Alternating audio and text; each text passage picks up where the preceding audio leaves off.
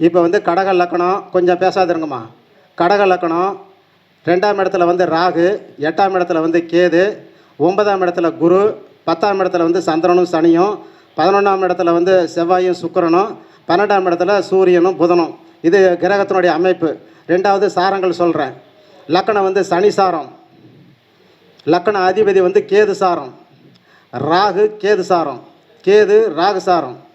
அப்படி சொன்னால் வேணுமா இல்லை சாரமே சொல்லணுமா? மகம் சுவாதின்னு சொல்லணுமா? சொன்னோம்னா நம்ம எல்கேஜின்னு அர்த்தம். அதனால தான் இப்படி தான் நான் சொல்லுவேன், எடுத்துக்கோங்க. 20/6/1998, 8:30 AM.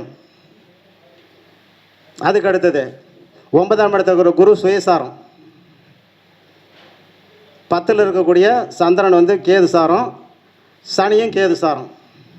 11ஆம் இடத்துல இருக்கக்கூடிய சுக்கிரன் சூரியனுடைய சாரம், செவ்வாய் சாரம். 12ஆம் இடத்துல இருக்கக்கூடிய சூரியன் செவ்வாய் சாரம், புதன் ராகு சாரம். இது ஜாதகத்தினுடைய அமைப்பு. 1998னா 27 வயசு சம்திங் ஆகுது. ஃபஸ்ட்டு பிறக்கும் போது அவருடைய திசை இருப்பு கேது திசை 1 வருடம் 5 மாதம் 24 நாள். இப்பொழுது நடக்கக்கூடியது சூரிய திசையில் சுக்கிர புத்தி நடக்குது. ஒரே ஒரு பாயிண்ட்டு கரெக்டாக சொல்லிடலாம்.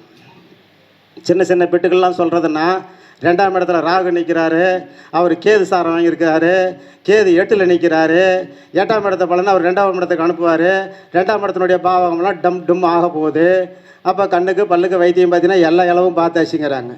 எல்லா இலவும் பார்த்தாச்சுன்னு அந்த பார்ட்டி சொல்கிற போது வேதனையுடன் அவங்க சொல்கிறாங்க.